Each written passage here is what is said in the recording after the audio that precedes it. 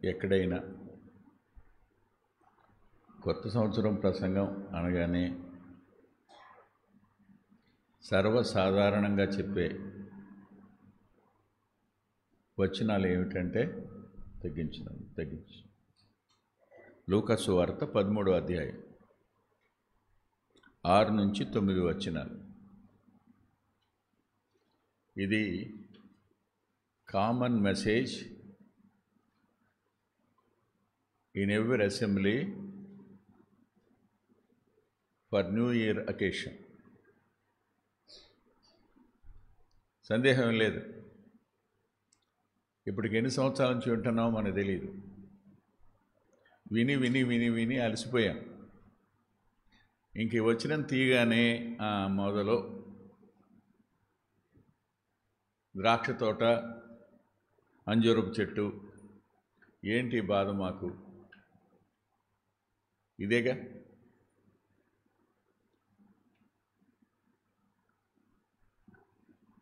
నేను బాగా అబ్జర్వ్ చేసిన సంగతి ఏంటంటే, మందిరానికి వచ్చి నిద్ర ఎందుకు పోతారని. అందులో ఒక కారణం చెప్తాను. లూకా సువార్త 15వ అధ్యాయం అన్నాం అనుకోండి. 100 గొర్రెలు, ఒక గొర్రె తప్పిపోయింది. 10 నాణ్యాలు, ఒక నాణ్యం జారిపోయింది. 2 కొడుకులు, ఒక కొడుకు తప్పిపోయాడు. ఇదేగా మాకు తెలుసులే కదా అనుకుంటాడు, అంతే, నిద్రపోతాడు. మాకు తెలుసు అని అనుకోగానే శరీరం ఇక సహకరించదు వినడానికి. అంటే we are going to lost our interest and even hunger of the spirituality. సహజమే కదా, దాన్ని ఏం చేయలేం మనం. ఈరోజు అలాంటి పని చేయబాకండి. విన్నదే మరలా వింటున్నా అందులోంచి ఒక్క మాటనే దేవుడు మనకిస్తాడు, అనుమానం ఏం లేదు. చూద్దాం. 6వ వచనం నేను చదువుతాను, 7 మీరు చదవండి, 8 నేను చదువుతాను, 9 మీరు చదవండి. మరియు ఆయన వారితో ఈ ఉపమానం చెప్పెను. ఒక మనుషుని ద్రాక్ష తోటలో అంజూరపు చెట్టు ఒకటి నాటబడి ఉండెను. అతడు దాని పండ్లు వెతకు వచ్చినప్పుడు ఏమీ దొరకలేదు.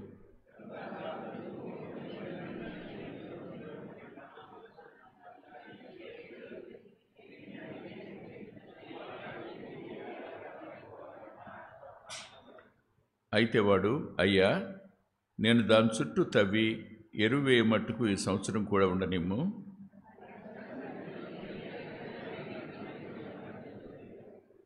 ప్రార్థన చేసుకుందాం.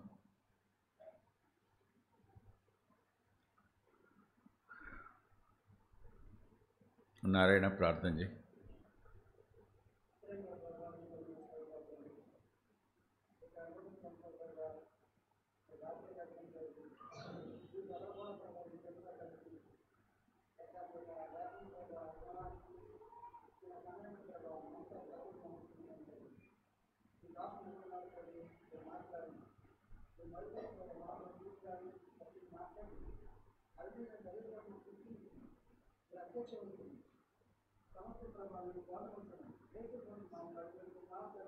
ఆమేన్. ఇక్కడ మనకు ప్రత్యేకంగా కనిపించే 4 విషయాలు చెప్పడానికి ముందు నేను దీన్ని కొంచెం ఉపోద్ఘాతం చెప్పాలని ఆశపడుతున్నాను. ఇంట్రడక్షన్ అనేది ఏ వర్తమానానికైనా అవసరం. మీరు నాతో పాటు ఒకసారి యెషయా గ్రంథానికి వస్తారా? యెషయా గ్రంథం 5వ అధ్యాయానికి రండి.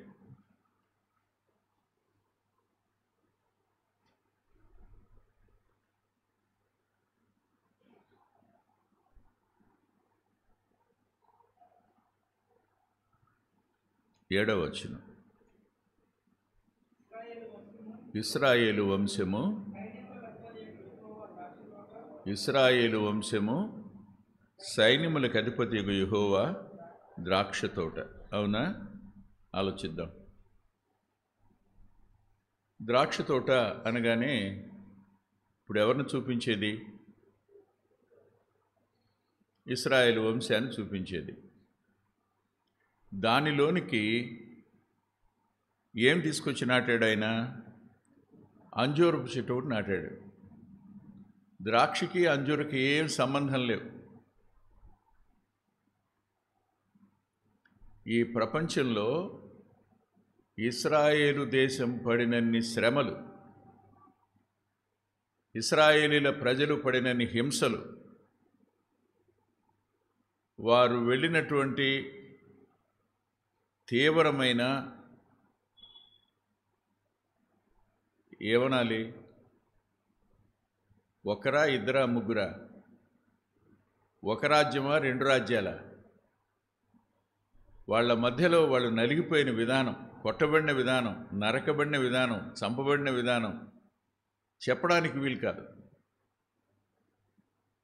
వారికి శ్రమ లేని కాలం చాలా అరుదు.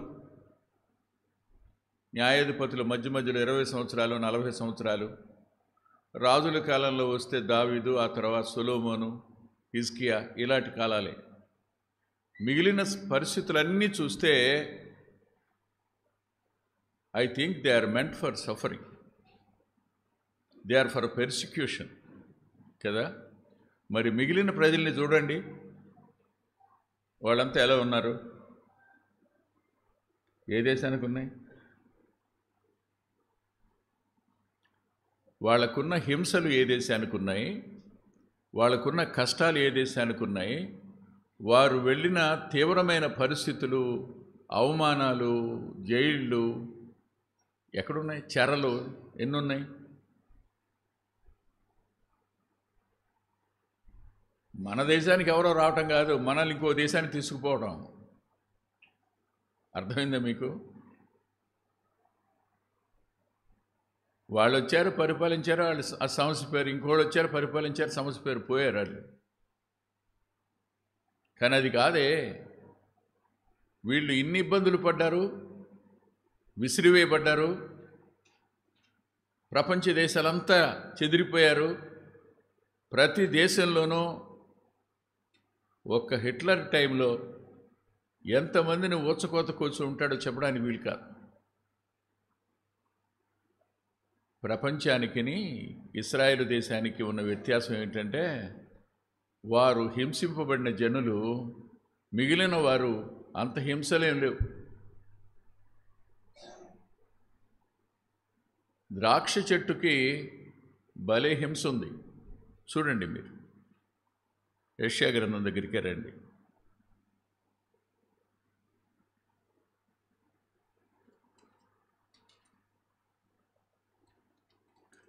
మీరు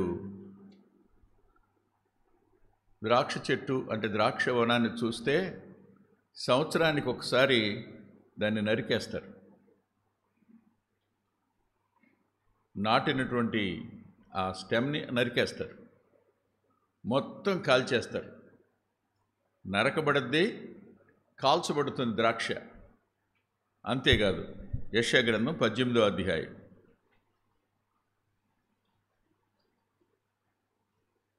5వ వచనం, కోతకాలము రాకమునుపు పువ్వు వాడిపోయిన తరువాత ద్రాక్ష ఫలమగుచుండగా ఆయన పోటకత్తులు చేత పట్టుకొని ద్రాక్ష తీగలను నరికి వ్యాపించు లతాతంతులను. ఈ ద్రాక్షలకున్న సంగతి ఏమిటంటే, అది ఫలించాలి అనే ఉద్దేశం చొప్పున ఆయన ఏం చేస్తాడంటే తీగ నరుకుతాడు. మీరు డిసెంబర్ నెల రాగానే ద్రాక్షలు కొంటుంటారు. హైదరాబాద్ నుంచి వచ్చేటప్పుడు రోడ్డు పక్కన పెడతారు,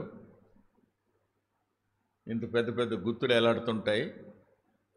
ఇంటికి తెచ్చుకొని చూస్తే అందులో కొన్ని ఎప్పుడు ఇంతే ఉంటాయి, ఇంతంతే, తినం, పారేస్తాం. ఓ గుత్తులు అలాంటివి ఎన్ని ఉంటాయి? 5, 6, 7 ఉంటాయి. ఎందుకని? మరి మిగిలినవన్నీ కూడా పెద్దవైనాయి, పరిపక్వమైనాయి, కొన్ని పరిపక్వం కాలా. కారణం ఏంటంటే, ఒకానొక టైం వచ్చిన తర్వాత ఎదగడానికి ప్రయత్నం చేస్తుంది. పూత పూయడానికి జాగ్రత్త పడతాడాయన, పూత పిందెవడానికి జాగ్రత్త పడతాడాయన, పిందె కాయవడానికి జాగ్రత్త పడతాడు. అన్ని జాగ్రత్తలు తీసుకుంటాడు వ్యవసాయదారుడు. కానీ కాయను ఫలం అవడానికి ఏం చేయలేడు. నా మాటలు మీకు అర్థమయ్యాయా? పూత పూసేటప్పుడు పూత రాలిపోకుండా జాగ్రత్త పడతాడు, పూత పిందె అవ్వడానికి జాగ్రత్త పడతాడు, పిందె కాయ అవ్వడానికి జాగ్రత్త పడతాడు, పక్షుల్ని వీటిని రానివ్వడం చాలా జాగ్రత్త తీసుకుంటాడు. కానీ కాయ అయిన తర్వాత కాయ ఫలం అవడానికి మాత్రం ఏం చేయలేడు వ్యవసాయదారుడు, చూస్తుండాలి. అప్పుడు సరిగ్గా ఈ ద్రాక్షకి ఏమవుతుందంటే, నేను ఎదగాలి, కొత్త తీగలు వేస్తుంది అనమాట. ఆ కొత్త తీగల్ని వ్యాపించే లతాతంతులు అంటే సన్నగా పొడుగ్గా వచ్చి పట్టుకుని పాగుతుంటాయి అన్నమాట, వాటిని కత్తిరిస్తాడు. ఈ ద్రాక్ష చెట్టుకి ఆ లక్షణం ఉంది కాబట్టి దాన్ని నరుకుతాడు, కత్తిరిస్తాడు. ఎందుకు? ప్రతి కాయ పండవ్వాలని, ప్రతి కాయ పండవ్వాలి. అందుకనే అంటాడు, నాలో మీరు ఫలించడానికి పనికిరాని తీగలను కత్తిరించి వేస్తానంటాడు కదా, యోహాను 15 అధ్యాయంలో. ఇదనమాట ఆ సారం అంతా. కాయ పండవడానికి వాడాలి, కానీ అది తను ఎదగడానికి వాడుతుంది. అది ప్రమాదం. కానీ అంజూరపు చెట్టు తిన్నగా ఎదుగుద్ది, దాని మీద ఎవడో కత్తేయడు, కత్తిరా వేయడు, గొడ్డలేడు, నరకడం తగలబెట్టడం ఉండదు. ఇప్పటికైనా నేను చెప్పింది మీకు అర్థమై ఉండాలి. వాళ్ళకి మనకి ఉన్న వ్యత్యాసం, వాళ్ళేమో చరిత్ర అంతా హింస గుండా ప్రయాణం చేసిన వాళ్ళు, మనం చరిత్రలో అలాంటి హింసల గుండా ఏం ప్రయాణం చేయలే. కానీ ఇవాళ ప్రభువుని నమ్ముకున్నాం కదా, నమ్ముకున్నామా? వాళ్ళు ఎంతమంది ఉంటారో మనం ఎంతమంది ఉంటాం? ప్రపంచం చూడండి, ఇవాళ మనం చాలా ఎదిగిపోయాం. ద్రాక్ష తోట బహుశా అంత ఎత్తునే ఉంటుంది అనుకోండి, అంత ఎత్తే, మనిషి అంత ఎత్తు. కానీ అంజూరపు చెట్టు చాలా ఎత్తు పెరుగుద్ది. క్రైస్తవ్యం కూడా చాలా ఎత్తు పెరిగిపోయింది. మా దేశంలో ఇంతమంది, మా దేశంలో ఇంతమంది, మా దేశంలో ఇంతమంది. మీరేదో ఈ దేశంలో మమ్మల్ని మైనారిటీ అనుకుంటున్నారు, కానీ ప్రపంచవ్యాప్తంగా మేమే మెజారిటీ. మనోళ్ళలో కూడా బోస్టింగ్ చేసుకునే వాళ్ళు చాలామంది ఉంటారు. వాళ్ళ మనం ఏం చేయలేం. కానీ మనం ఎదిగాం, పెరిగాం అనుకుంటున్నాం, కానీ ఆయన మనల్ని తెచ్చి నాటాడని ఎప్పుడూ ఆలోచించాం. అందుకే చూడండి అంటాడు ఎఫ్సి పత్రికలో,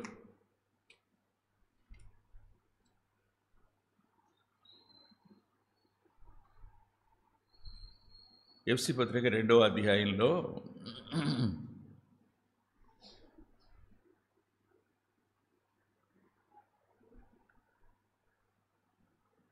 11వ వచనం చదువుతున్నాను.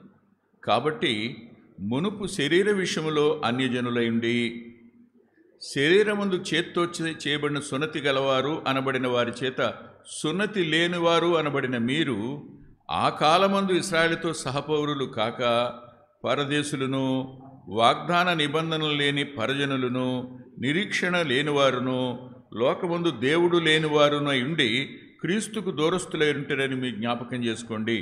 అయినను మునుపు దూరస్తులైన మీరు ఇప్పుడు క్రీస్తు యేసునందు క్రీస్తు రక్తం వలన సమీపస్తులై ఉన్నారు.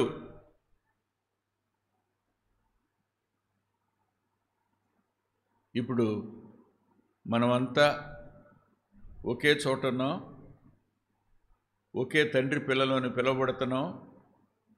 వీఆర్ సో హ్యాపీ, మేము యూదులతో సమాన వారసులం అని చెప్పుకుంటున్నాం. ఇక్కడ మర్చిపోతున్న సంగతులు 4 చెప్తాను. మొట్టమొదటి సంగతి దగ్గరికి రండి. ఇప్పుడు లూకా సువార్త 13వ అధ్యాయం దగ్గరికి రండి.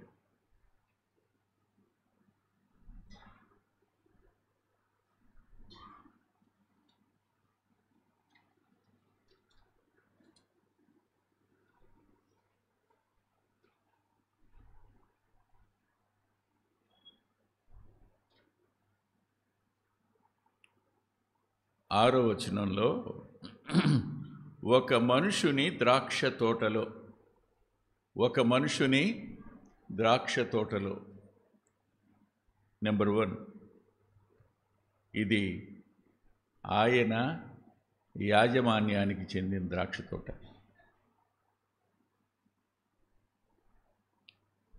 We should not forget his ownership. ఆయన యజమాని. ద్రాక్ష చెట్టు అయినా, అంజూరపు చెట్టు అయినా, శ్రమలు కలిగిన వాళ్ళైనా, శ్రమ లేని వారైనా యజమాని ఎవరు? ఆయనే. ఇప్పుడు నేను అనే ప్రశ్న ఏమిటంటే, యజమాని అంటే అర్థం ఏంటి? తోట అయింది, తోట అయింది కాదని ఎవరైనా అనగలరా? కానీ మనకు మనమే యజమానులు. మనం మన ఇష్టాన్ని నెరవేర్చుకోవడం కోసం ఇష్టపడతాం. ఆయన ఇష్టం మీద మనకి ఎంతైనా ఇష్టం ఉండదు, అంతా కష్టమే.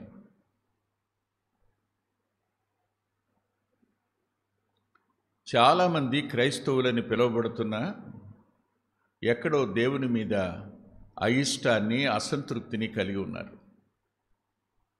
కాదని చెప్పగలరా? ప్రభు అంటాడు, బాధతో దుఃఖంతో ఆయన అంటాడు, చూడండి ఒకసారి,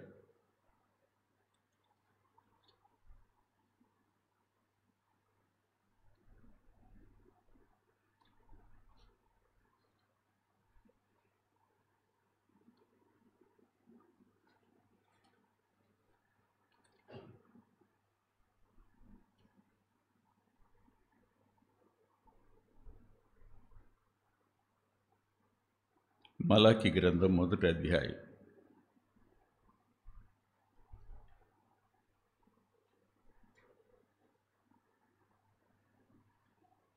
6వ వచనం చివరి భాగం చదువుతున్నాను. నేను యజమానుడనైతే నాకు భయపడువాడు ఎక్కడ ఉన్నాడు అని సైన్యములకు అధిపతికి యెహోవా మిమ్మును అడుగుచున్నాడు.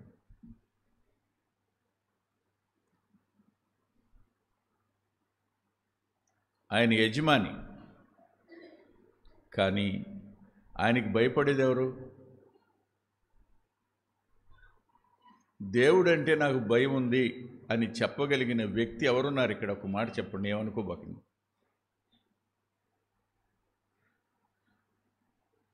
దేవుడంటే భయం ఉన్నవాడు తన ఇష్టానుసారంగా జీవించగలడా? దేవుడంటే భయం ఉన్నవాడు 24 గంటలు సెల్ ఫోన్లో ఉండగలడా? దేవుడంటే భయం ఉన్నవాడు వచ్చిన ప్రతి సీరియల్ చూస్తా కూర్చుంటుందా? దేవుడంటే భయం ఉన్నవాడు ఇతరుల మీద చెడు చెబుతూ మాట్లాడతాడా? మూడో వ్యక్తిని గురించి అనవసరమైన మాటలు, లేని మాటలు కల్పించి మాట్లాడగలడా? దేవుడంటే భయం ఉన్నవాడు, దేవుడు వింటున్నాడనే ఆలోచన ఉన్నవాడు అబద్ధాలు చెప్పగలడా? మోసం చేయగలడా? లేనిపోయిన మాటలు ప్రచారం చేయగలడా? దేవుడంటే భయం లేనోడేగా. యజమానికి సమస్తం ఆయింది, వీఆర్ అండర్ హిజ్ ఓనర్షిప్, కానీ మనం ఆయనకి ఏం భయపడం. ఒక మనుషుని ద్రాక్ష తోటలో మనం ఉన్నాం. గాడ్ ఈజ్ ఎ పర్సన్, దేవుడు ఒక వ్యక్తి. చూడండి మీరు, ఆయన అన్న మాట నేను చూపిస్తాను మీకు. కీర్తనల గ్రంథం దగ్గరికి రండి.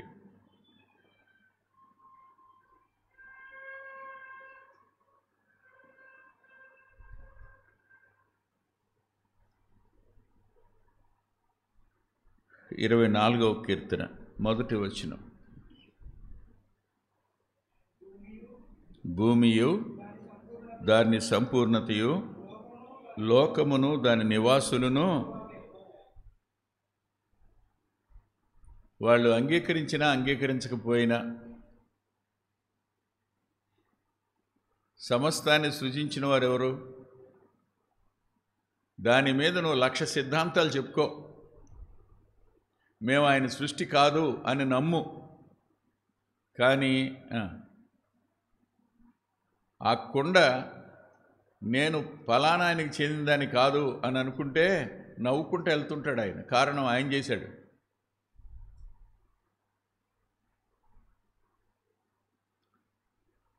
ఒక మాట నేను మీకు చూపిస్తాను, కొంచెం రండి నాతో పాటు. అపోస్తల కార్యాల గ్రంథం. ఈరోజు కాస్త విసుక్కోకండి, ప్లీజ్ కోఆపరేట్ విత్ మీ. 17వ అధ్యాయం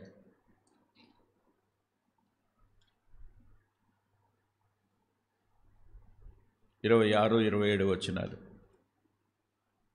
మరియు యావత్ భూమి మీద కాపురముండుటకు ఏమండి ఆయన ఒకరి నుండి, ఎవరైనా, నేను నలుపు నువ్వు తెలుపు, నేను బ్రౌను నువ్వు బ్లాక్, వాళ్ళు వైటు, ఏం కాదు. ఏం రాశాడైనా? యావత్ భూమి మీద ఉన్న జాతి అంతటిని ఒక మనిషి నుంచి సృజించాడు ఆయన. కాదని ఎవడంటాడు? రేపు నిత్యత్వానికి వెళ్ళాక అర్థమవుతుంది.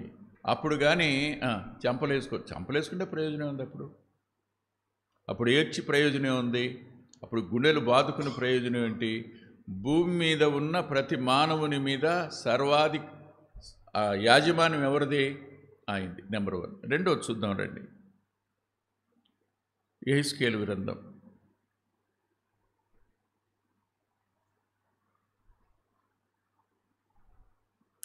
18వ అధ్యాయం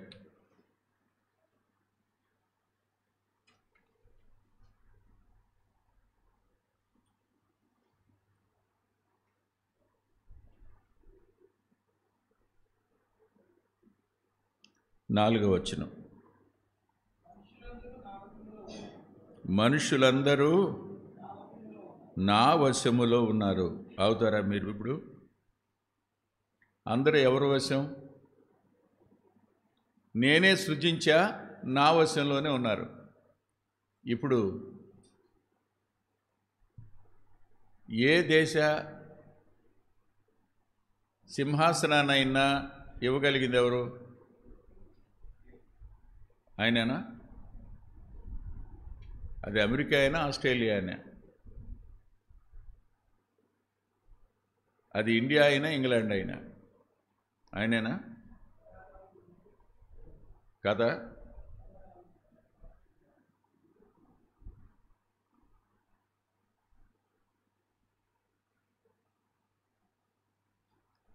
వాక్యం వినేటప్పుడు మాట్లాడకండి.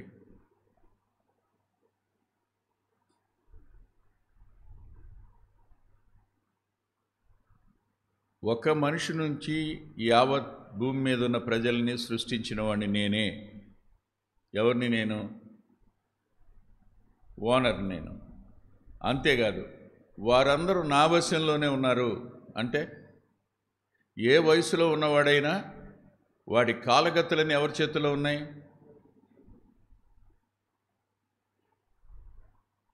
ఎవరైనా యజమాని కాడ.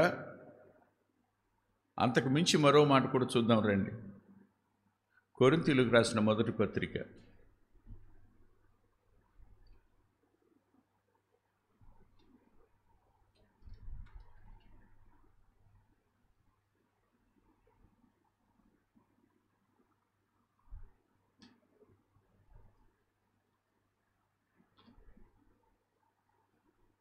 6వ అధ్యాయం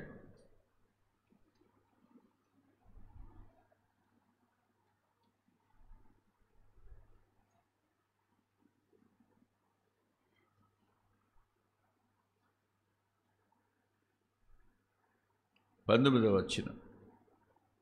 మీ దేహము దేవుని వలన మీకు అనుగ్రహింపబడి మీలోనున్న పరిశుద్ధాత్మకు ఆలయం ఉన్నదని మీరు ఎరుగరా? మీరు మీ సొత్తు కాదు, విలువ పెట్టి కొనబడినవారు. ఇప్పుడు విశ్వాసులందరితో ప్రత్యేకంగా మాట్లాడుతున్న మాట ఏమిటంటే, మీరు విలువ పెట్టి కొనబడినవారు. అంటే వీఆర్ ఆల్ రిడీమ్డ్ సోల్స్. విమోచించబడిన ఆత్మల మనం. పాప దాస్యం నుంచి విమోచించబడ్డాం. అపవాది యొక్క నిరంకుశత్వం నుంచి విడిపించబడ్డాం. లోకము దాని ఆకర్షణ నుంచి విడిపించబడడం కోసం మనలో పరిశుద్ధాత్మునికి మన దేహాన్ని నివాస స్థలంగా మార్చి ఆత్మ స్వభావాన్ని మనకు అనుగ్రహించాడని గెలవడానికి. ఇవన్నీ చేసింది ఎవరు? ఆయనే. ఇప్పుడు మళ్ళా తిరిగి లూకా సువార్త దగ్గరికి రండి, 13వ అధ్యాయం. ఒకటి ఆయన యజమాని, రెండవ మాట ఏంటంటే చెట్టు ఎందుకు నాటుతాడు?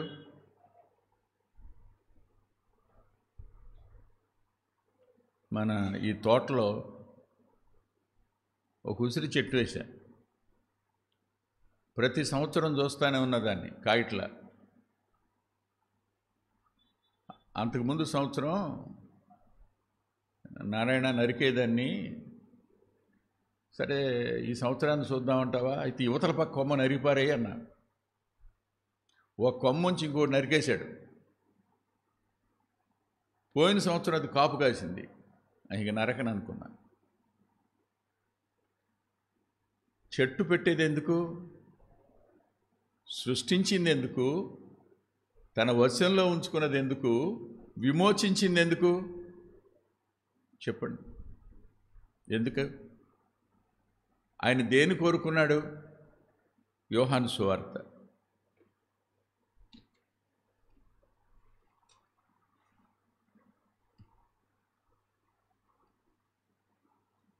15వ అధ్యాయం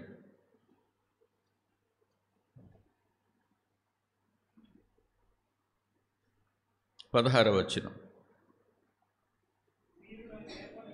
మీరు నన్ను ఏర్పరచుకొనలేదు, మీరు నా పేరట తండ్రిని ఏమని అడుగుదురో అది ఆయన మీకు అనుగ్రహింపబడినట్లు మీరు వెళ్ళి ఫలించుటకును మీ ఫలము నిలిచుండుటకును రక్షించిన ప్రతి మానవుని యొక్క ఏర్పాటు ఏమిటంటే వెళ్ళి ఫలించడానికి, ఫలం నిలిచి ఉండడానికి. యజమానికి ఫలాన్ని కోరుకునే హక్కు ఉంది లేదా? చైతన్య కాలేజీ దగ్గరికి వెళ్తారు తల్లిదండ్రులు, ఆదివారం నాడు క్యారేజ్ పట్టుకుని వెళ్తారు. వెళ్ళిన తర్వాత అడిగే మొట్టమొదటి మాట ఏంటి తెలుసా? బాగున్నావా కాదు, నువ్వు ఎలా ఉన్నావో కాదు, ఆరోగ్యం అట్టుంది కాదు, ప్రోగ్రెస్ రిపోర్ట్ ఏది? పోయిన సెమిస్టర్లో అన్ని మార్కులు వచ్చినప్పుడు ఎన్ని వచ్చినాయి? అవునా? ఏమడుగుతారు? లక్షలు పెట్టి పోస్ట్ చదివేస్తుంది ఎందుకురా నిన్ను అంటే నువ్వు ఈసారి కూడా నీటి పోయినట్టేనా? 2 సార్లు చూస్తున్నా, ఇప్పుడు 3వ సంవత్సరం జాయిన్ చేశా, అంతేనా? ఏమండి పర్లేదండి, పోయినసారి 200, ఈసారి 300కు వచ్చాడు, ఈసారి 500కు వస్తాడు ఆగండి అంటది ఆవిడ పక్క నుండి తన్నకుండా. లక్షలు పోసి చదివించిన తండ్రి ర్యాంకు కోరుకున్నట్టు ప్రాణం పెట్టిన వాడు ఫలం కోరుకోడా? అది ఆయన హక్కు కాదా? ఏం ఫలించామని చెప్పండి నాకు. మనం ఆయనకు అందజేసిన ఫలం ఏమిటి?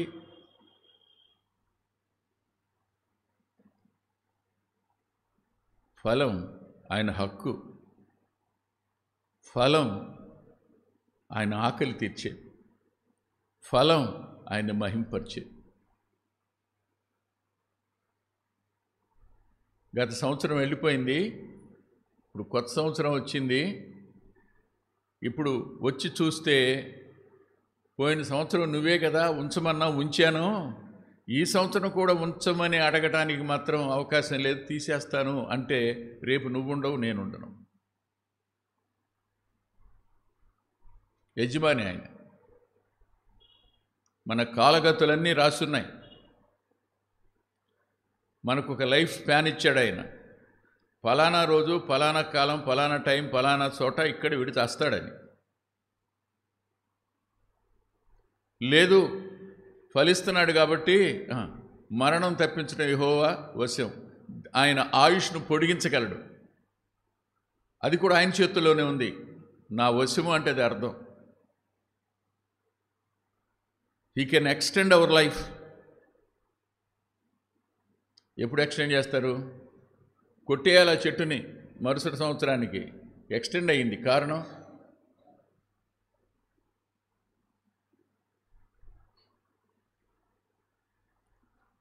యెషయా గ్రంథంలో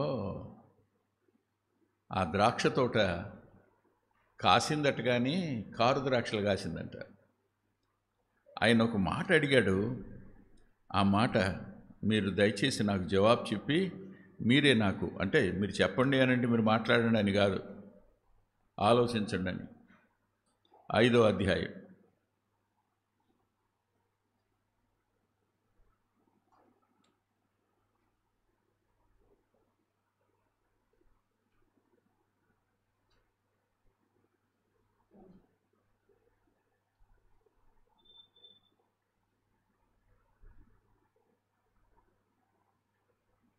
రెండవ వచనంలో అంటాడు, ఫలింపవల్లని ఎదురు చూచుండెను కానీ, అవునా? ఇక్కడ ఒక మాట అంటాడు ఆయన, 3వ వచనం 2వ భాగంలో, నాకు న్యాయము తీర్చవలనని మిమ్మును వేడుకొనుచున్నాను. ఎవరిని? మాట్లాడండి, ఎవరిని? ఒకవేళ ఈ రోజున ఈ మాట నిన్ను నన్ను అడిగితే, మీరు న్యాయం తీర్చండి అయ్యా నాకు అని అంటే ఏం మాట్లాడతాను చెప్పండి? నిన్ను నన్ను ఆయన ఉత్తరవాదిగా పెట్టుకుంటే, మనం ఒకవేళ వకీలుగా న్యాయవాదిగా అడిగాడు ఆయన, నువ్వు తీర్చవయ్యా, న్యాయం తీర్చు అన్నాడు అనుకోండి, ఏం మాట్లాడతాం? మాట్లాడడానికి ఏముంది మనకి? Nothing else. హక్కుదారుడైన ఆయనకి ఫలాన్ని కోరే హక్కు ఉంది, కానీ ఫలించకుండా ఉండడం మనకున్న అద్భుతమైన లక్షణం. ఎవడయ్యా మీకు బుద్ధి చెప్పింది? ఎవరు నా దగ్గరికి పంపారు మిమ్మల్ని? పాపాల కోసం పశ్చాత్తాపడ్డారు మీరు, ఎందుకు వచ్చారు మీరు? బాప్తిసం ఇమ్మంటారా నన్ను? మారు మనసుకు తగిన ఫలాలు ఫలించండి అయ్యా మొత్తుకున్నాడు బాప్తిసం ఇచ్చే యోహాను. మారు మనసుకు తగిన ఫలం ఎక్కడా?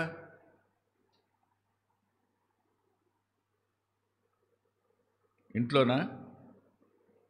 ఆఫీసులోనా? సమాజంలోనా? ఎక్కడ?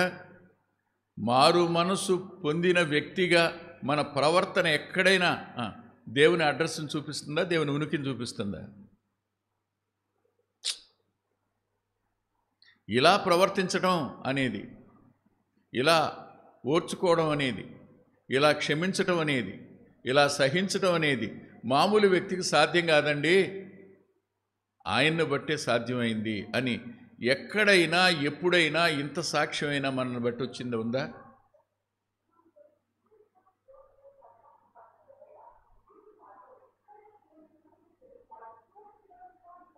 కూరలో కొంచెం ఉప్పు తగ్గితే అసలు మన ఎమోషన్ చూడాలి. ఆ పోసిన రసం అది గనక నిన్నటిది పాడైపోతే ఇలా తీసుకుని నోటి దగ్గర పెట్టుకుని మనం మారు మనసు పొందినోళ్ళమే. మీకు సామెత ఉంది, మంచోడు బుద్ధి మాంసం దగ్గర తెలుస్తుందని. పక్కనోడి కంటే వీడికి ఒక్క మొక్క తగ్గినా ఏసినోడు అయిపోయాడే.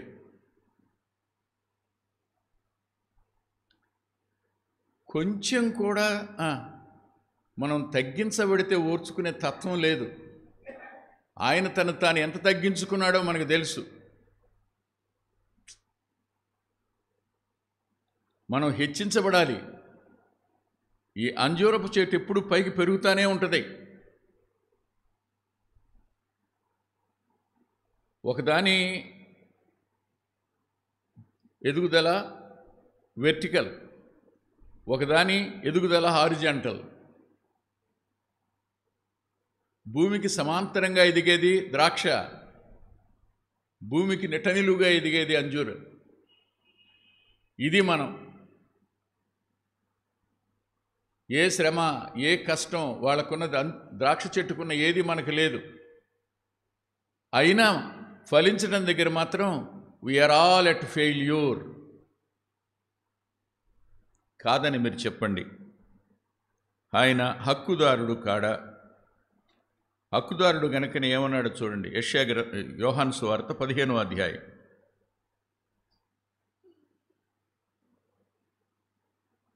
5వ వచనం. ద్రాక్షవల్లిని నేను, తీగలు మీరు. ఎవడు నా యందు నిలిచిండునో, నేను ఎవని యందు నిలిచిందునో వాడు బహుగా ఫలించును. నాకు వేరుగా ఉండి మీరేమీ చేయలేరు. ఏముంది ఇందులో? హక్కు. నాకు వేరుగా ఉండి మీరేం చేయలేరు, నాలో ఉంటేనే ఫలిస్తారు. ఎంత ఖరాఖండిగా చెప్పాడు ఆయన.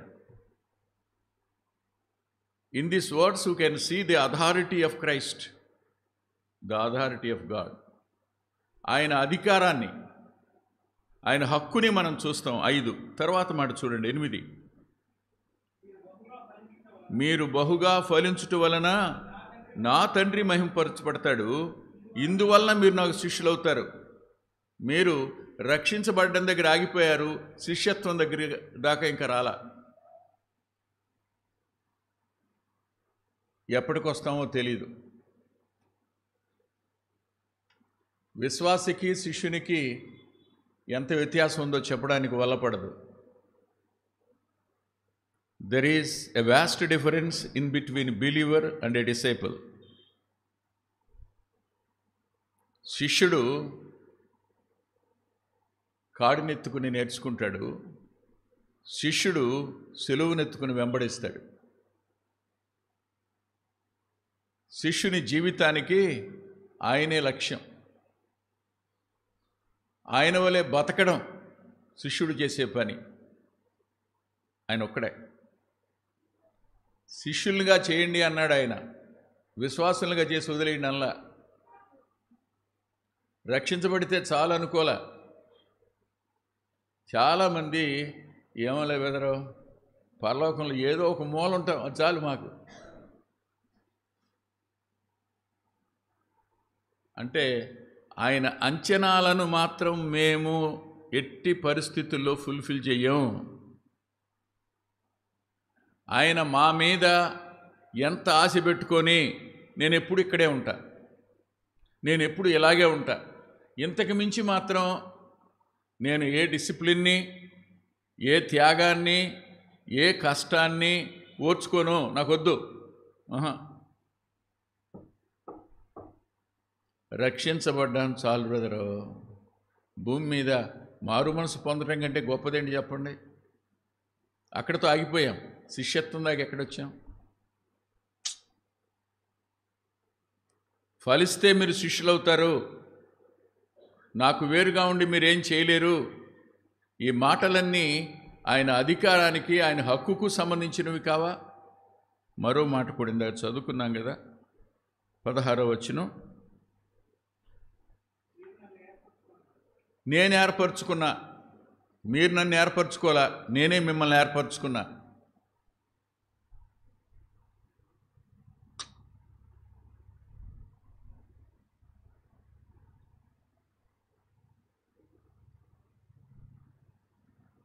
చిన్నప్పుడు ఇసుకలో ఆడుకునేవాళ్ళం, గుర్తుందా మీకు?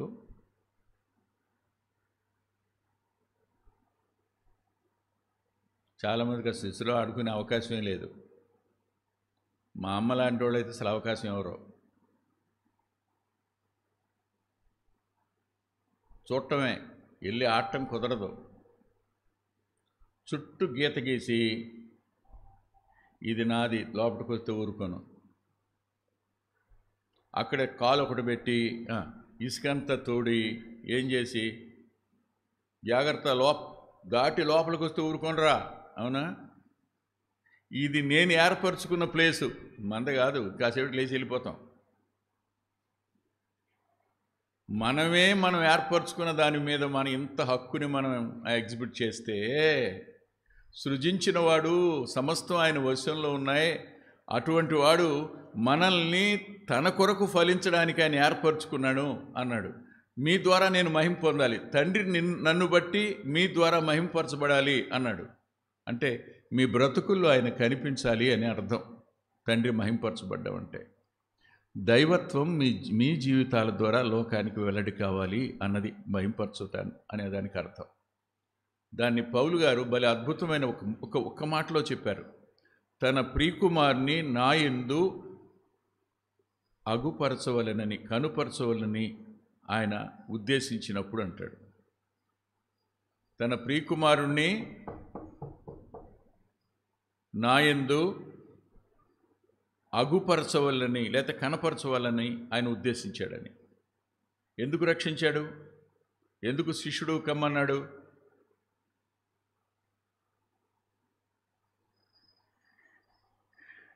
మీరే ఊహించండి. ఎవరి దగ్గరైనా ఒకరి దగ్గర శిష్యరికం చేస్తే కొంతకాలం తరువాత వాళ్ళు ఎలా మాట్లాడారో మనం అలాగే మాట్లాడతాం. వాళ్ళు ఏ భాష మాట్లాడుతున్నారో అదే భాష మాట్లాడతాం. వాళ్ళు ఎలా వాక్యాన్ని వివరిస్తారో మనం అలా వాక్యాన్ని వివరిస్తాం. వాళ్ళు లెక్కని ఎలా చెప్తారో మనం అలాగే చెప్తాం. కారణం, శిష్యుడు గురువులాగా ఉంటే చాలు, గురువు కన్నా గొప్పవాడు ఎప్పుడో కాడు. మనం ఆయన వలె, ఆయన వంటి వారంగా లోకానికి కనపడాలి. అది ఆయన ఏర్పాటు. ఎక్కడ, ఎప్పుడు?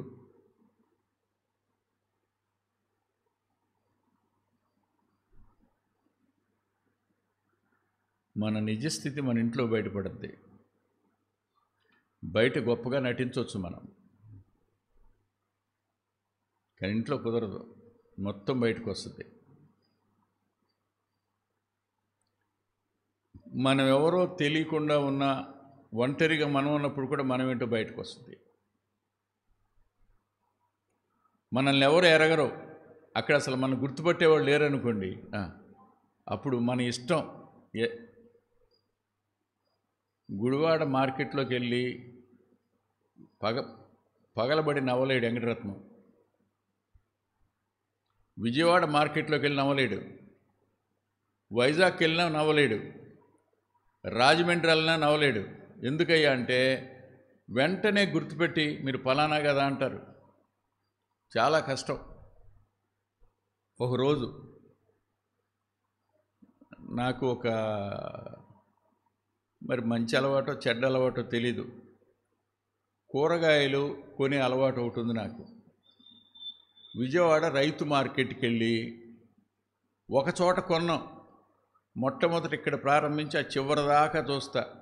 ఎక్కడ పచ్చిమిరపకాయలు బాగున్నాయి, ఎక్కడ టమాటాలు బాగున్నాయి, ఎక్కడ వంకాయలు బాగున్నాయి, ఎక్కడ బెండకాయలు బాగున్నాయి, ఎక్కడ బీరకాయలు, అన్నీ చూసుకుంటా. అన్నీ ఒక చోట కొన్నాం. ఆ రోజుల్లో ఒక్కొక్కటి కొనుక్కుని కొంటే ఎన్ని అవుతాయి? 2-3 సంచులు అవుతాయి. ఎందుకని?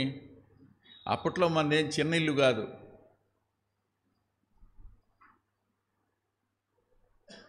కాబట్టి 3 సంచులు. 2 ఏమో ఆయన పట్టుకున్నాడు, డ్రైవ్ చేస్తున్న ఆయన. ఒకటి నేను పట్టుకుని బయటకు వస్తూ ఉండగా మరి ఏ కాలేజీ ఆడపిల్లలు ఎదురొస్తున్నారు.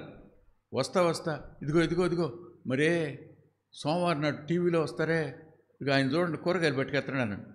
ముందెళ్ళి అన్నాడు, పెట్టి పరిగెత్తుకొచ్చి అన్న ఇచ్చేయండి, కూరగాయలు సంచి ఇచ్చేయండి అన్నాడు. అరే నా ఇంటికి కూరగాయలు తెచ్చుకునే స్వాతంత్రం కూడా నేను కోల్పోతే.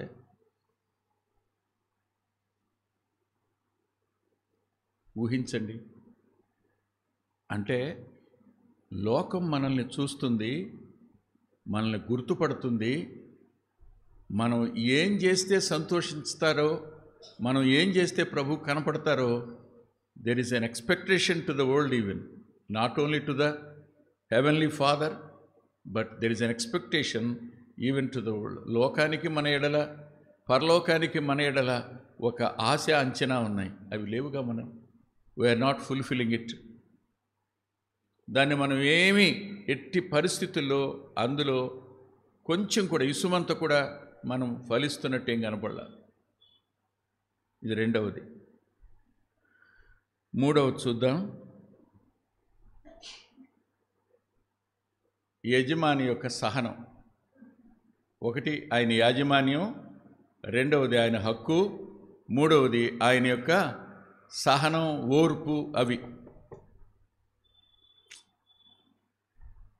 భూమి మీద ఆయన అత్యధికంగా ఓర్చుకునేది ఎవరున్నాయా అంటే మనల్నే. ఏమనుకుంటున్నారు మీరు?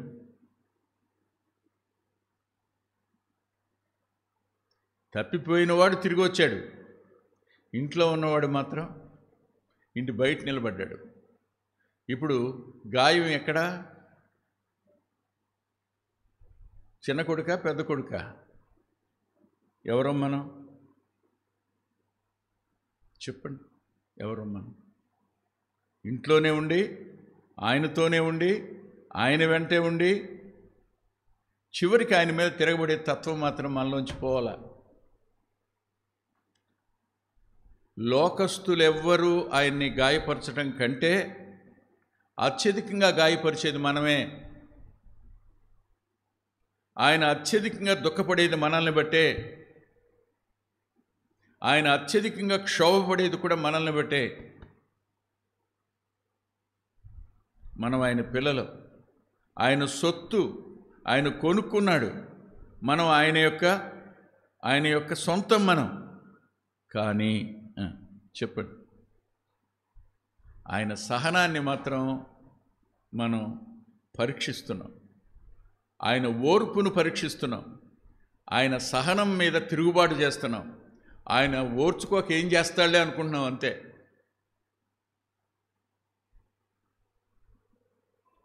మా నాన్న ఎంత జోయల్గా ఉంటాడో అంత కోపం ఎక్కువ ఆయనకి.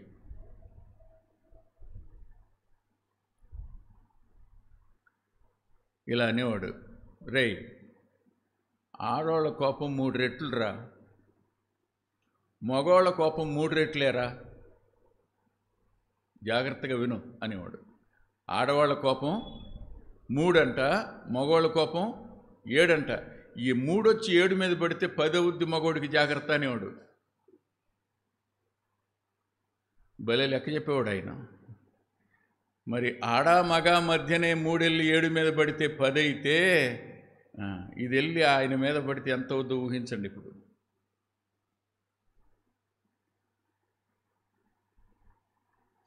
ఒకసారి ఆలోచన చేయండి. మన నుంచి ఫలాన్ని ఆశించాడు ఆయన, మన నుంచి ఆయన ఆశ తీరాలని ఆశపడ్డాడు, ఆయన ఆకలి తీరాలని ఆశపడ్డాడు. ఆ ద్రాక్ష చెట్టుకున్న ప్రతి విధమైన భద్రత నీకు ఇచ్చాడు. ఆ ద్రాక్ష చెట్టుకున్న, ఆ తోటకున్న ప్రతి ఆధిక్యత నీకు ఇచ్చాడు. ఏది తక్కువ చేయలే నీకు. అన్ని విషయాలలో ఆ ద్రాక్ష తోటకు నీకు ఏ తేడా లేకుండా చేశాడు. యూదులతో సమాన వారసులుగా చేశాడు, యూదులతో ఏక కుటుంబీకులుగా చేశాడు, ఓ ఇంటివారిగా చేశాడు. ఇంత చేసిన తర్వాత expecting fruit from you and me, is it A greater thing? అదేమైనా గొప్ప సంగత? మనం సంవత్సరాల కొద్దీ ఆయన సహనంతో చెలగాటం ఆడుతున్నాం, సంవత్సరాల కొద్దీ ఆయన ఓర్పుతో ఆటలాడుకుంటున్నాం. చూడండి ఒకసారి ఆయన సహనం గురించి నేను మీకు చూపిస్తాను.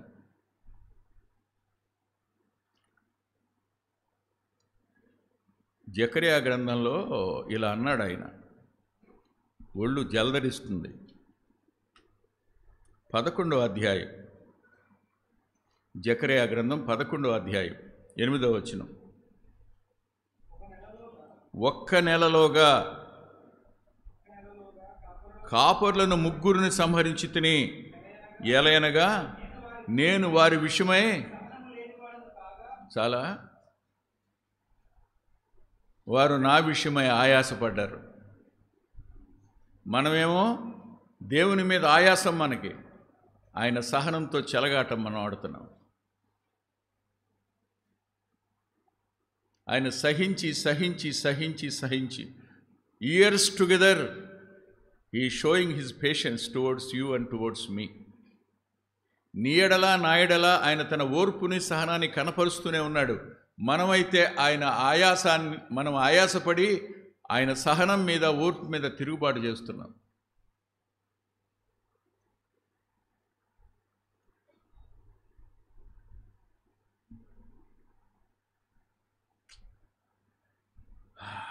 బాధేస్తుంది, భయం వేస్తుంది, సంవత్సరాలు గడిచే కొద్దీ దుఃఖం వస్తుంది. ఆయన కోరినలాగా బతకలేకపోతున్నామని బాధ ఎక్కువైపోతుంది మనకు.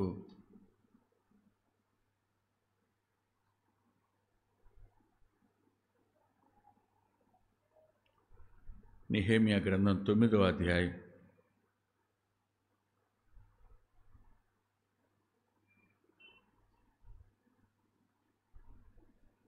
29-30 వచనాలు.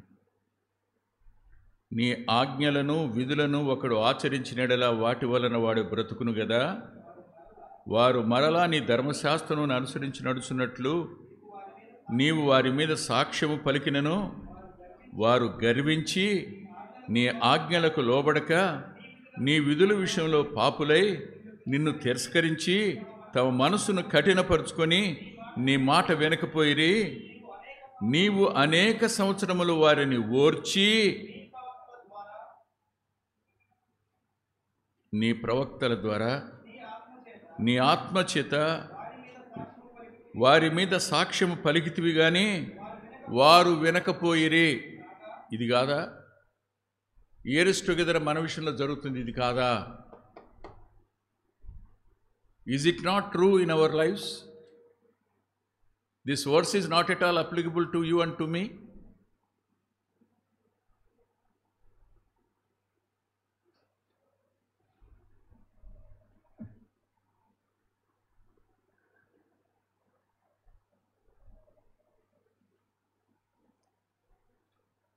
రోమాపత్రిక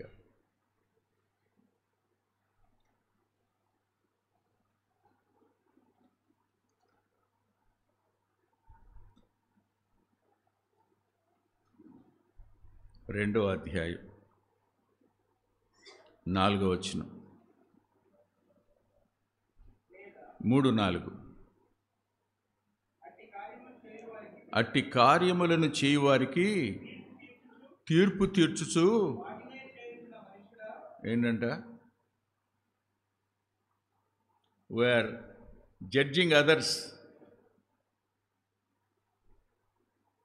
వాడిట్టా వాడిట్టా వాడిట్టా వాడిట్టా, వాడి బతికిది వీడి బతికిది వీడి బతికిది. ఇదే మన మాట, మన సంభాషణ.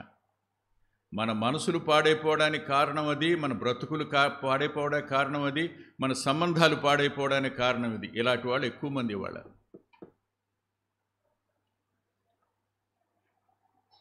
అట్టి కార్యములు చేయవారికి తీర్పు తీర్చుచు వాటినే చేయుచున్న మనుషుడా, నీవు దేవుని తీర్పు తప్పించుకుందునని అనుకుందువా? లేదా దేవుని అనుగ్రహము మారు మనసు పొందుటకు నేను ప్రేరేపించుదని, మారు మనసు అనే పదానికి పశ్చాత్తాపడతావని, పశ్చాత్తాపడి ఇంకెప్పుడు ఇలా మాట్లాడను, ఇలా ఇలాంటి వాటిని కల్పించను అని నువ్వు అంటావని ఆయన ఎదురు చూస్తున్నాడు. ఎరుగక ఆయన అనుగ్రహైశ్వర్యమును సహనమును దీర్ఘశాంతమును, ఏంటి సంవత్సరాలు గడిచి కొద్ది మనం చేసేది? ఆయన అనుగ్రహ ఐశ్వర్యాన్ని, ఆయన సహనాన్ని, ఆయన దీర్ఘశాంతాన్ని తృణీకరించడం మనం చేస్తున్నాం. బై జడ్జింగ్ అదర్స్,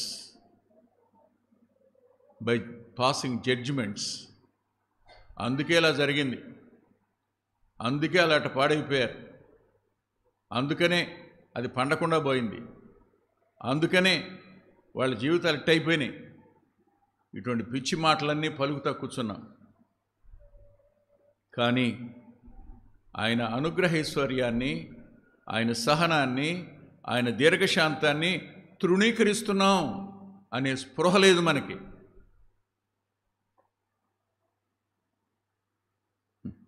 ఇవాళ క్రైస్తవుల్లో కూడా కొద్దిమంది అద్భుతమైన వాళ్ళు ఉన్నారు. ఏంటి బ్రదరు, కష్టాలు కష్టాలు, శ్రమలు శ్రమలు, ఇబ్బందులు ఇబ్బందులు, బాధలు బాధలు అంటారు. మాకే బాధలు లేవే, మాకన్నీ కలిసి వస్తున్నాయి బ్రదరు. మా అయ్యగారు ముట్టుకుంటే చాలు, మా అయ్యగారు నెత్తిమీద చేయిస్తే చాలు, మా అయ్యగారు ప్రార్థన చేస్తే చాలు, అమ్మో ఏమనుకుంటున్నావు నువ్వు, ఒక్క నెలలో 3 కోట్లు తీర్చా. ఎవరిని ఆర్చి తీర్చారో మరి.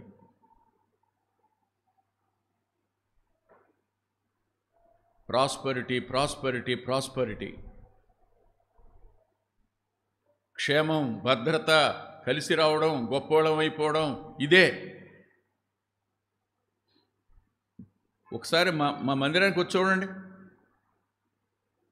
మొత్తం మీ కష్టాలన్నీ పోతాయి, మీ బాధలన్నీ పోతాయి, మీ ఇబ్బందులన్నీ పోతాయి. ఒక్క దెబ్బతో మీకున్నటువంటి మొత్తం పోతాయి. ఏం పోతాయో చివరికి మనమే పోతాం.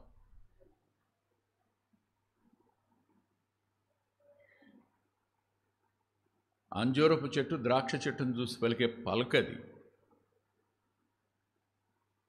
ఏ గొడ్డలి లేదు, ఏ కత్తిరా లేదు, ఏ చాకు లేదు కదా, దాని మీద పడదు. ఆయన అన్నాడు, సద్భక్తితో బ్రతుకును ఉద్దేశించేవాడు హింస పొందుతాడు. ఆయన అన్నాడు, ఆయన యందు విశ్వాసం ఉంచుట మాత్రమే కాక ఆయన పక్షముగా శ్రమపడుటయు మీకు అనుగ్రహించబడెను. అబ్బే, ఇది మాకు అక్కర్లేదు సార్.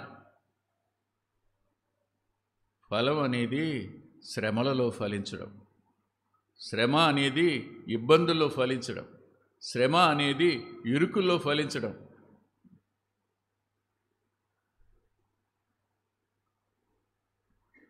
ఇవన్నీ ఫలించటం కోసమే.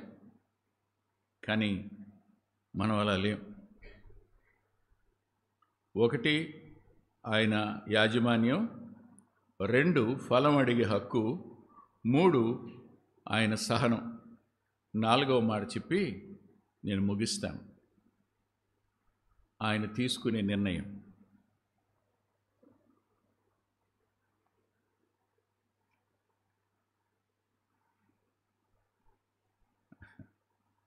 నా తల్లి అనేది. కొంతమంది బియ్యం పుచ్చిపోతాయని పుట్టేవాళ్ళు ఆయన పుడతారు నాన్న అనేది. కొంతమంది బియ్యం పుచ్చిపోతాయని పుడతారు నాన్న అనేది. అంటే అర్థం ఏంటి చెప్పండి? తినటం కోసమే పుడతారని, కన్స్యూమ్ చేయడం కోసమే పుడతారని. ఆయన అన్నాడు, ఎందుకు ఈ నేల పాడైపోవాలి? అరేరే, ఆయన విరిచి ఆశీర్వదించి వడ్డించిన తర్వాత మిగిలిన మొక్కలే పోగు చేయమన్నటువంటి అంతటి చెప్పండి జాగ్రత్త పరుడు ఆయన. ఈ నేల ఎందుకు వ్యర్థం అవ్వాలి? ఈ కాలం ఎందుకు వ్యర్థం అవ్వాలి? వీడికి పెట్టే ఫుడ్ ఎందుకు వ్యర్థం? వీడికి ఇచ్చే బట్టలు ఎందుకు వ్యర్థం? వీడు పీల్చే గాలి కదా అనుకుని ఒక్కసారి కనుక నిర్ణయం తీసుకుంటే ఆ రోజుతో నువ్వు ఉండవు, నేనుండను.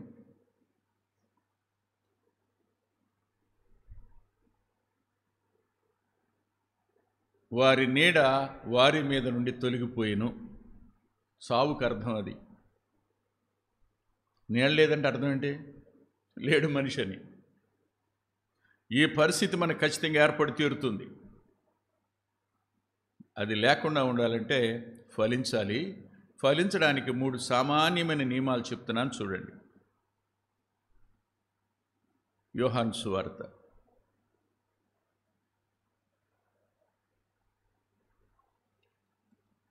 12వ అధ్యాయం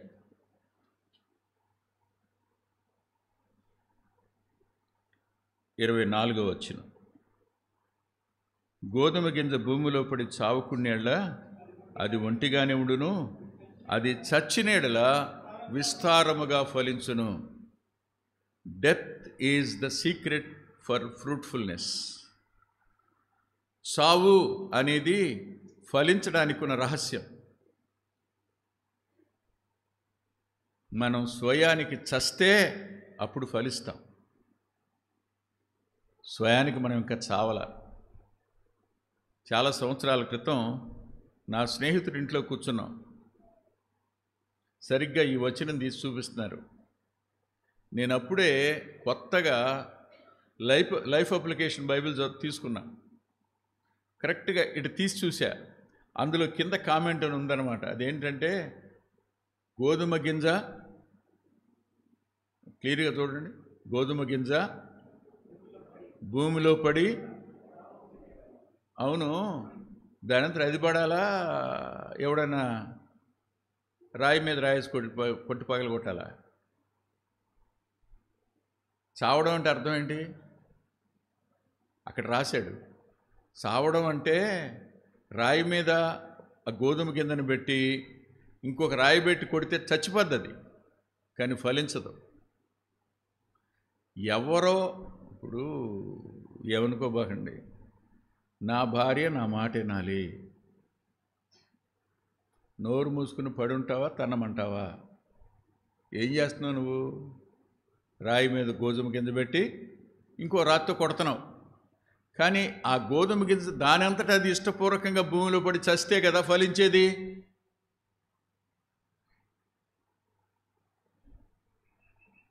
స్వయానికి మనం ఇష్టపూర్వకంగా చచ్చిపోవడానికి ఇష్టపడితే, if we crucify self, then we can see the fruitfulness in our lives. If not, the fruit is not at all possible. Even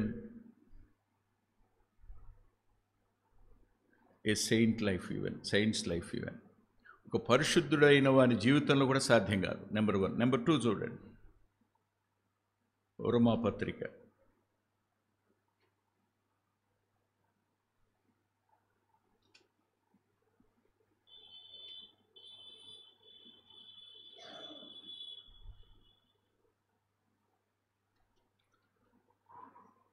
7వ అధ్యాయం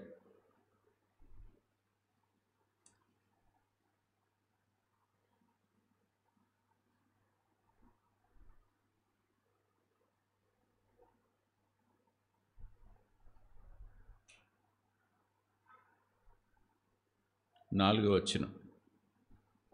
కావున నా సహోదరులారా, మనము దేవుని కొరకు ఫలించున్నట్లు మృతులలో నుండి లేపబడిన వేరొకని చేరుటకై, ఆగండి, మనం ఫలించాలి అని అంటే ఎవరితో చేరికుండాలి? మనకి క్రీస్తు యేసు ప్రభువుతో మనకి చేరికుండాలి. ఆయనని హత్తుకుని ఉండాలి, ఆయనలో నిలిచి ఉండాలి, లేకపోతే ఫలించడం సాధ్యం కాదు. అదే మాట యోహాను సువార్తలు 15వ అధ్యాయంలో కూడా చెప్పాడు. ఫలించడానికి క్రీస్తు ప్రభువు యొక్క చేరిక అన్నప్పుడు అబైడ్ అనే పదం అక్కడ. ఆయనతో అంటుకట్టబడితేనే తప్ప నువ్వు ఫలించవు.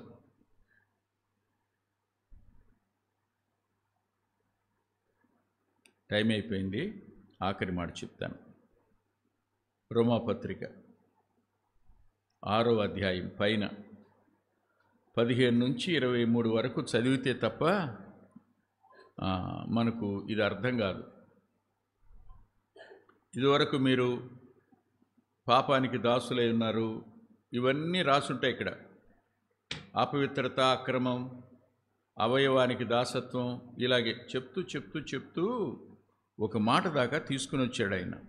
అదేమిటంటే,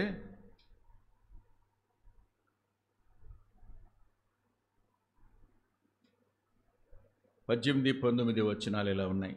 మీ శరీర బలహీనతను బట్టి మనుషు రీతిగా మాట్లాడుతున్నాను ఏమనగా, అక్రమం చేయుటకై అపవిత్రతకును అక్రమమునకును నా అవయవములను దాసులుగా ఎలాగ అప్పగించుతునో ఒకప్పుడు అనమాట, అలాగే పరిశుద్ధత కలుగుటకై ఇప్పుడు మీ అవయవములను నీతికి దాసులుగా అప్పగించుకోండి. అప్పుడు ఏమవుతుంది? 21. అప్పుడు మీ క్రియల వలన మీకేం ఫలం కలిగింది? సిగ్గు కలగడం కదా. ఇప్పుడైతే ఏం కలుగుతుంది? 22వ వచనంలో, పరిశుద్ధత కలుగుటే మీకు ఫలం. అప్పగించుకోవడం దగ్గర మీరు పరిశుద్ధత అనే ఫలాన్ని ఫలిస్తారు. చనిపోవడం, అంటుకట్టబడడం, అప్పగించుకోవడం, ఈ 3. ఇప్పుడు లంచం తీసుకోవడానికి చేతిని అప్పగించవచ్చు, పాపం చేయడానికి ఈ కళను అప్పగించుకోవచ్చు, దేహ అవయవాలను అప్పగించుకోవచ్చు. కానీ ఒకప్పుడు ఇవి పాపానికి దాసత్వం చేశాయి. కానీ ఇప్పుడు నేను నన్ను కొనుక్కున్న ఆయనకి వీటిని అప్పగించుకుంటున్నాను. నాకు దానికి సంబంధం లేదు. నేను పాపానికి రుణస్తుడిని కాదు, నేను శరీరానికి రుణస్తుడిని కాదు. ఆయన నా రుణం తీర్చేశాడు. ఇప్పుడు నేను ఈ అవయవాలను నీతికి దాసత్వం చేయడానికి అప్పగించుకుంటాను. అప్పుడు ఫలిస్తాను. ఫలించినప్పుడు ఈ సంవత్సరం కూడా ఉండనిమ్ము అని అండ ఆయన. అక్కర్లా. ఫలిస్తే ఫలించినంతకాలం నువ్వు బతుకుంటావు, క్రీస్తు యేసులో సజీవంగా ఉంటావు. ఆయన సహనాన్ని, దీర్ఘశాంతాన్ని, అనుగ్రహైశ్వర్యాన్ని తృణీకరిస్తావో, తిరస్కరిస్తావో, తోసేస్తావో నువ్వే ఆలోచించుకో. ఆయన మన కోసం చేసిన త్యాగాన్ని ఒకసారి జ్ఞాపకం చేసుకుందాం. తలలు ఉంచుదాం. ప్రేమగల తండ్రి, పరిశుద్ధుడైన దేవా, కొద్ది మాటలు చెప్పడానికి కృపనిచ్చారు. కృతజ్ఞత చెల్లిస్తున్నాం. యోగ్యమైన రీతిలో మీ శరీరానికి, రక్తానికి సాదృశ్యంగా ఉన్న రొట్టెలోనూ ద్రాక్షరసంలోనే పాల్గొనడానికి కృప చూపమని యేసుక్రీస్తు ప్రభువారి పేరిట ప్రార్థిస్తున్నాం తండ్రి. ఆమేన్.